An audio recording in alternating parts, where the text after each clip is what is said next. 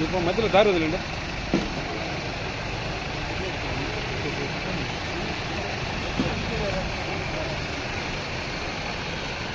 మను van ఎక్కారా?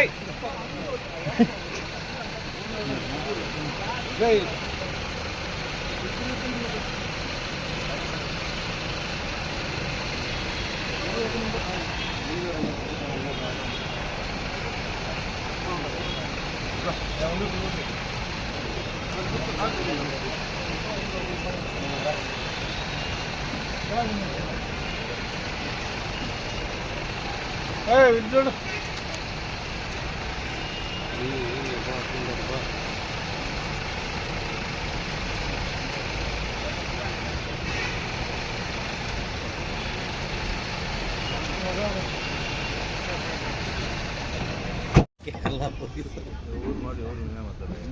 Sir ఇట్లా చూడండి sir ఒకసారి.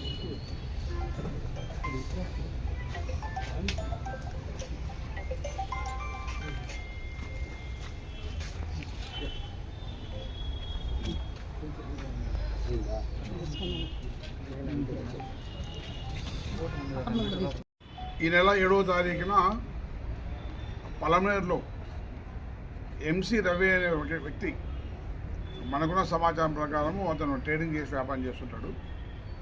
అతన్ని కొద్దిమంది రక్కీ చేసి అతని ఫ్రెండ్స్తో కలిసి పార్టీలో ఉంటే మామిడి తోపులో అక్కడికి వెళ్ళి రక్కీ చేసి వచ్చేటప్పుడు అటకాయించి అతని వెహికల్ ఆపి అతని వెహికల్లో నుంచి అతని బలవంతంగా ఎక్కించుకొని తీసుకొని వెళ్ళి అతని వెహికల్లో మొత్తంతో తిప్పుతూ అతను భయపెట్టి అతని వద్ద నుంచి దాదాపు ₹1 కోటి డబ్బులు డిమాండ్ చేసి తెప్పించుకొని వాళ్ళ దగ్గర నుంచి అతని ఒంటి మీద ఉన్న దాదాపు 900 గ్రాముల బంగారాన్ని వాళ్ళంతా బెదిరించి లాక్కున్నారు అని చెప్పేసి ఫిర్యాదు.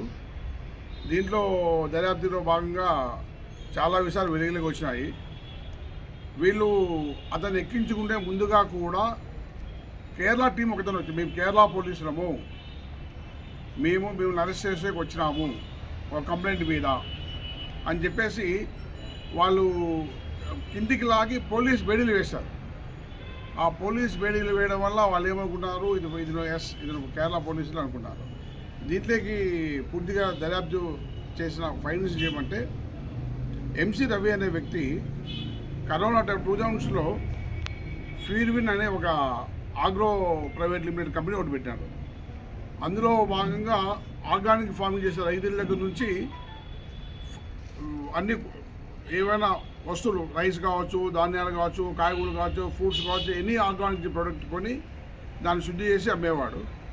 ₹1 కోటి వనపర్తిలో వేణుగోపాల్ అండ్ దెమ్మరం నారాయణ వీళ్ళిద్దరితో కలిసి ₹1 కోటి బిజినెస్ స్టార్ట్ చేసినాడు. తక్కువ టైంలోనే బాగా ఎక్కువ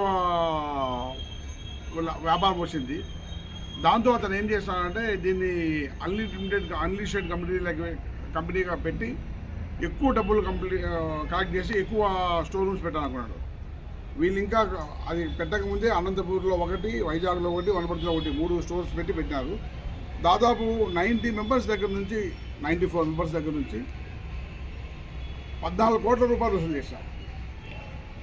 ₹14 కోట్ల వసూలు చేసి అందులో ఆ కంపెనీ పెట్టినారు. ఇందులో ఉన్న మహేష్ నాయుడు అనే వ్యక్తి వనపర్తి, అతను ఆ కంపెనీలో 60 లక్షలు ఇన్వెస్ట్ చేయడం జరిగింది. 60 లక్షలు ఇన్వెస్ట్ చేయడం జరిగింది. కొద్ది కాలం పాటు లాభాలు వచ్చినాయి, ఇదేనాయి. దాని తర్వాత కరోనా వచ్చింది. కరోనాలో బాగా లాస్ వచ్చింది, కొంచెం వ్యాపారం స్లో అయిపోయింది. దానివల్ల అతను ఏం చేశాడు, కంపెనీ అందుబాటులో లాభాలు రావట్లేదు, కొంచెం క్లోజ్ చేసుకుని చాలామంది వాళ్ళు డిమాండ్ చేస్తున్నారు, మా డబ్బులు మాకు ఇవ్వండి అని. ఒక 30 మంది డబ్బులు ఇచ్చారు. డబ్బులు ఇచ్చిన తర్వాత మిగిలిన రిమైనింగ్ 34 మెంబర్స్ డబ్బులు ఇచ్చారు. 60 మంది మొత్తం ఒకసారి పోతే అతను చేతగాని చెప్పి కోర్టుకు సరెండర్ చేసేసాడు. నా ప్రాపర్టీ ఇది, నా అప్పులు ఇవి అని నేను చెప్పేసి కోర్టు అడిగితే కోర్టుకు చెప్పాడట, నాకు కొంచెం టైం ఇస్తే రీపే చేస్తాను. ఆ విధంగా మొత్తం ఇప్పుడు దాకా కూడా 11 మెంబర్స్ కాకుండా అందరికీ రీపే చేయడం జరిగింది. ఆ 11 మెంబర్స్లో తను ఒకడు మహేష్ నాయుడు అని. ఇతను 2024 డిసెంబర్లో ఇతని దగ్గరికి వెళ్ళి హైదరాబాద్లో మ్యారీగోల్డ్ అనే హోటల్లో ఉంటే ఆ హోటల్లోకి వెళ్ళి ఆ హోటల్ రూమ్లో అతను బెదిరించి దాదాపు 30 లక్షల రూపాయల డబ్బులు అతని దగ్గర నుంచి ఇచ్చే ఆన్లైన్ ట్రాన్స్ఫర్ చేయించుకున్నాడు అతనికి అతనితో ఉన్న వాళ్ళకు. అప్పుడు ఆ సమయంలో కంప్లైంట్ ఇవ్వలేదు. ఎందుకు కంప్లైంట్ ఇవ్వలేదంటే నైతికంగా 60 lakhs వాళ్ళ దగ్గర తీసుకున్నాము, ఇవాళ కోర్టులో అన్నీ ఉన్నాయి, ఇద్దాము, సరే ఒక పేమెంట్కి ఇవ్వకపోతే కంప్లైంట్ ఇవ్వలేదు. దాని తర్వాత కూడా ఇతను మనీ కోసం ట్రై చేస్తూ ఉంటే ఈ మహేష్ నాయుడు వాళ్ళ ఫ్రెండ్ భాను అని ద్వారకా తిరుమలలో ఉంటాడు. ఆ ద్వారకా తిరుమల అని చెప్పి నాకు ఇట్లా డబ్బులు రావాలి, ఇట్లా చేయాలి అంటే నేను నీకు డెఫినెట్గా ఇప్పిస్తాను, నాకు ఫ్రెండ్స్ ఉన్నారని చెప్పేసి అతను పులివెందుల సంబంధించిన నాగేశ్వరికి అప్రోచ్ అవుతాడు. నాగేశ్వరి ఇంతకుముందు ప్రైవేట్ డిటెక్టివ్ ఏజెంట్గా పనిచేసే టైంలో చాలామందితో బాగా కమ్యూనికేషన్ ఉన్న వ్యక్తి. ఈ నాగేశ్వరుడు ఏం చేశాడంటే కేరళ గ్యాంగ్తో కాంటాక్ట్ అయినాడు. అంతా వచ్చి వాడు ట్రేడ్ చేస్తాడు, కొంచెం ఇంతకుముందు 30 lakhs వసూలు చేస్తారు, ఎవరికి కంప్లైంట్ ఇవ్వలేదు, ఈసారి పెద్ద మొత్తంలో కూడా మనము తీసుకున్నా కూడా మనకి ఎటువంటి డోకా ఉండదని చెప్పి ప్లాన్ చేసుకొని 6 vehiclesలో దాదాపు 26 మంది ఏపీ అండ్ కేరళ గ్యాంగ్ వచ్చారు. కేరళ వాళ్ళు వస్తూ పోలీస్ యూనిఫాము, తర్వాత బైడీలు, ఐడి కార్డ్స్ సంథింగ్ అంతా వచ్చి కేరళ పోలీసు లాగా యాక్ట్ చేసి వీళ్ళని తీసుకెళ్ళి ఇతన్ని కారులో తిప్పుతూ బాగా బెదిరించారు. మీ పైన చాలా కేసులు ఉన్నాయి, చాలా రకాలుగా ఉన్నాయి, మీకు ఇకపోతే చంపుతామని చెప్పి అతను గ్రామంలో ఉన్న వాళ్ళను, వాళ్ళ అన్నదమ్ములను, పిల్లలను, వాళ్ళ భార్యను, ఫ్రెండ్స్ను అందరూ దాదాపు ₹1 కోటి డబ్బులు కలెక్ట్ చేసుకొని ఈ చిక్బలాపురం టోల్గేట్ దగ్గరికి మొత్తం ఇక రాయచూరు, మదనపల్లి, పులిందాలు తిప్పి అక్కడ తర్వాత ధర్మవరము, చిక్బలాపూర్, బెంగళూరు దాకా వెళ్ళి మళ్ళీ చిక్బలాపూర్లో మార్నింగ్ ఎర్లీ అవర్స్ మార్నింగ్ ఆ ₹1 కోటి డబ్బులు అతను ఒంటిపై ఉన్న ఇవన్నీ తీసుకొని అతను అక్కడ వదిలేకపోవడం జరిగింది. వదిలిపోయిన తర్వాత అతను భయపడ్డాడు. మహేష్ అనే వ్యక్తిని చూశాడు, గుర్తుపెట్టాడు. సరే అతను 30 lakhs ఇవ్వాలనుకుంటే భయపడ్డాడు. భయపడిన తర్వాత అతనికి ఇక్కడికి వచ్చాక విచారిస్తే అర్థమైంది ఎవరెవరు చేశారు ఏం కదా అనేసి. వాళ్ళ అమ్మ నాన్న కలిసి 12th వచ్చి మాకు కంప్లైంట్ ఇచ్చారు. అప్పుడు నుండి ఇన్స్పెక్టర్ మోహన్ రెడ్డి ఆధ్వర్యంలో చాలా టీమ్స్ చాలా రకాలుగా జరిగినాయి. ఇవన్నీ పేపర్లో వచ్చి బాగా ఎక్స్పోజ్ అయిపోయిన తర్వాత చాలా టీమ్స్ మోహన్ రెడ్డి కేరళ పోయాడు, పరశురాం ద్వారకా తిరుమల పోయాడు, రాంభూపాల్ హైదరాబాద్ వనపర్తి అంతా పోయించారు, లోకేష్ హైదరాబాద్ పోయించాడు. అన్ని టీమ్స్ పులివెందుల అందులక టీమ్స్ పోయినాయి. ఆ టీమ్స్ హల్చల్ చేసేసరికి బాగా ఎక్స్పోజ్ అయిపోయింది. ఈ కేసెస్ ఎలాగైనా కానీ బయటకు వస్తుంది. దాంతోపాటు కేరళ వాళ్ళు చేస్తే కేరళలో ఎవరైతే ఈ టీం లీడర్ ఉన్నాడో రోషన్, అతనిపై దాదాపు 21 కేసులు ఉన్నాయి. ఎవరైతే నాగేశ్వరుడు అనేది పార్టిసిపేట్ అతనిపై దాదాపు 8 కేసులు సైబర్ క్రైమ్స్ ఉన్నాయి, వేరే కేసులు ఉన్నాయి. ఎడ్విన్ అనే అతని మీద కేసు ఉన్నాయి. ఎడ్విన్ అనే అతనిపైన ఇందులో ప్రధాన ముద్ద ఇప్పుడు అరెస్ట్ కాకుండా ముద్ద పైన రాప్తార్లో డెకాడ్ కేసులు ఉన్నాయి, మదురైలో కేసు ఉంది.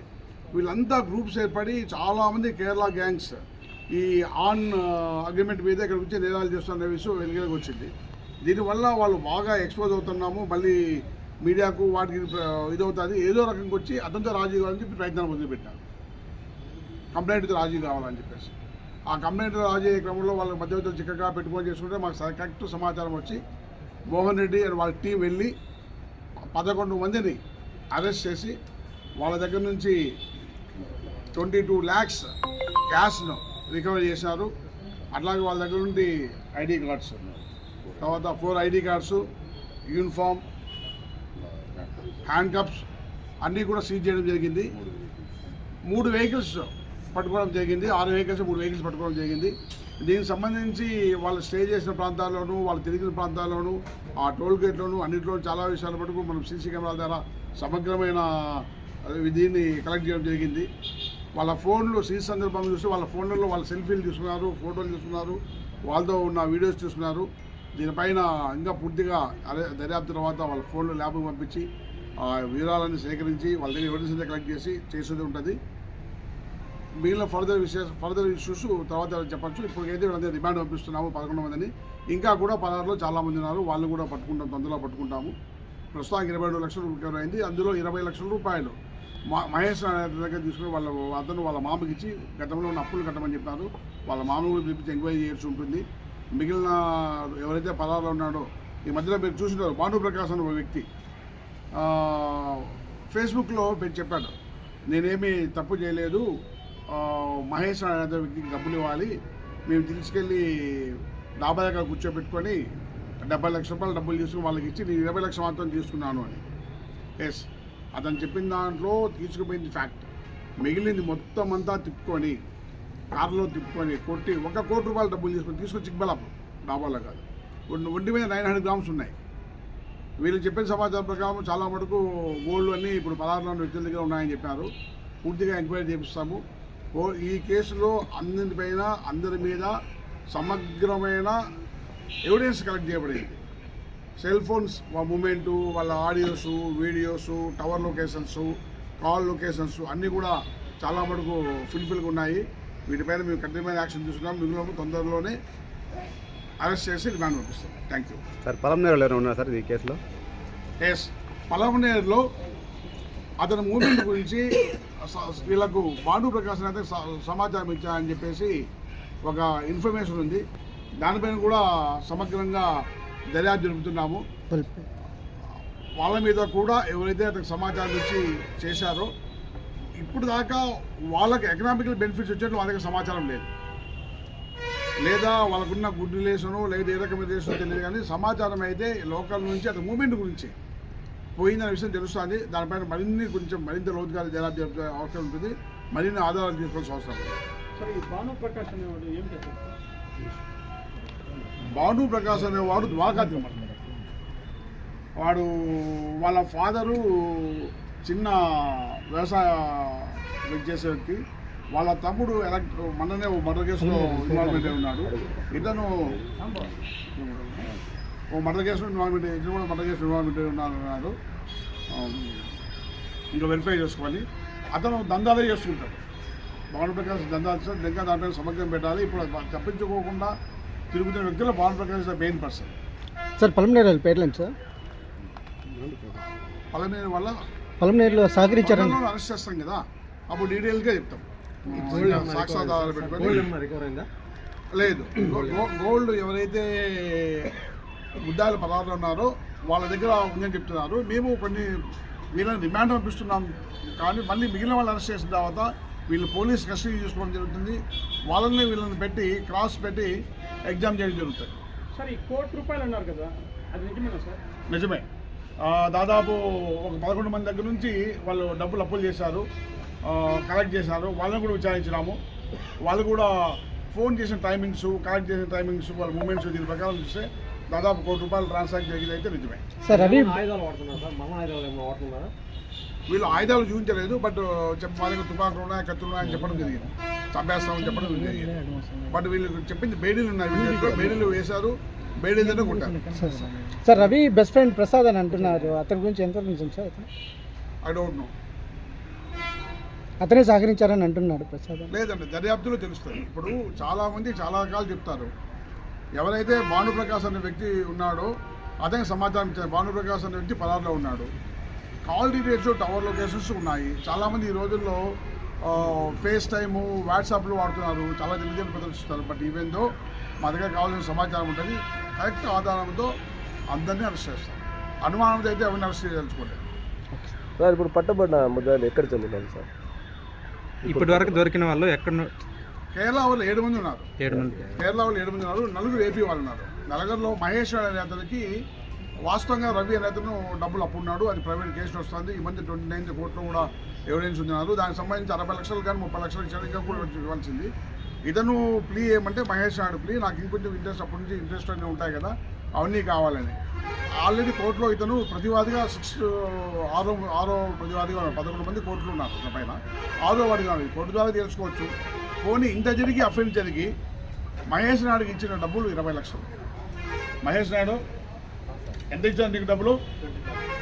మిగిలిన డబ్బుల గురించి నీకేం చెప్పారా? అది చూడండి. కంప్లైంట్లు అడ్డం పెట్టుకొని ఓన్లీ 20 లక్షల రూపాయలు మాత్రం ఇచ్చి మిగిలిన డబ్బులు అంతా తీసుకున్నాం. ₹1 కోటి రియలీ కంప్లైంట్ నిర్ణయం చేస్తే కంప్లైంట్ వైపు ఇది ఉండాలి కదా. ఇది మొత్తం దందానే. వాళ్ళు డబ్బులు గెయిన్ కావడానికి చేసే దందాలు. ఈ దందాలు కేరళ గ్యాంగ్స్ ఇక్కడే కాదు, చాలా చోట్ల దాదాపు 21 చోట్ల జరిగినట్లు. మన ఏపీలో కాదు, తమిళనాడు, కర్ణాటక, మధ్యప్రదేశ్లో బాగా యాక్టివ్గా ఉన్నట్టుంది. దీనిపైన సమగ్ర విచారణ జరుపుతున్నాము. మొత్తం ఇలాంటి కేసులేనా సార్? ఆల్మోస్ట్ ఇప్పుడు రాప్తాడ్లో 2 కేసెస్ హైవే డెకాయిట్స్ ఉన్నాయి. సత్సాయి తాలూకా ఉన్నాయి. ద్వారకా తిరుమలలో ఒకటి ఉందన్నా కానీ ఇంకా డీటెయిల్స్ చూసుకోవాలి. మిగిలిన రాష్ట్రాల్లో ఉన్న డీటెయిల్స్ వచ్చే మొత్తం 21 కేసులు రోషన్ అనేవాడు ఉన్నాయి. ఎడ్విన్ అనేవాడు 3 కేసెస్. ఇప్పుడు ఆల్రెడీ ఎఫ్ఐఆర్ ఉన్న కేసెస్ 3 ఉన్నాయి. ఇది ఒకటి 4వ కేసు ఉంది. 2 రాప్తాడు కేసు, ఒకటి మధురై కేసు, ఒకటి ఈ కేసు. ప్రతి ఒక్కరు కూడా పాత క్రిమినల్ లిస్ట్ ఉన్న వాళ్ళే. సార్ వీళ్ళందరినీ అరెస్ట్ చేశారు, వీళ్ళకి ఎలాంటి శిక్ష